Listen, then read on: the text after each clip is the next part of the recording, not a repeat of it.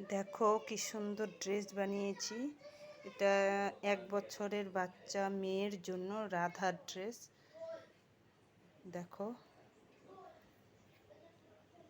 এটা একটা স্কার্ট বানিয়েছি।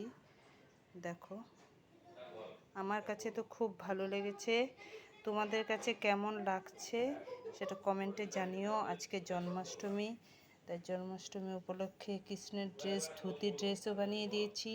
তো এটা রাধার ড্রেস, একটা বাচ্চা মেয়েকে দিব তাই বানিয়েছি।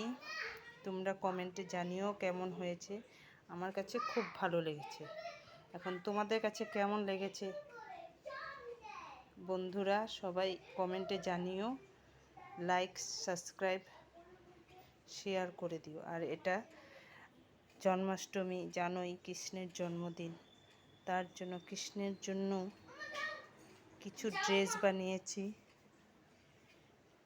কৃষ্ণের জন্মাষ্টমীতে নতুন ড্রেস পরবে নারু গোপাল। দেখো কেমন হয়েছে।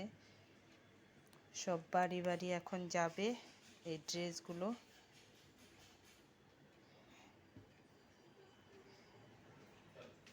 দেখো এই কৃষ্ণের প্যান্টি। আচ্ছা, এখন আপাতত এখানেই সমাপ্ত করলাম।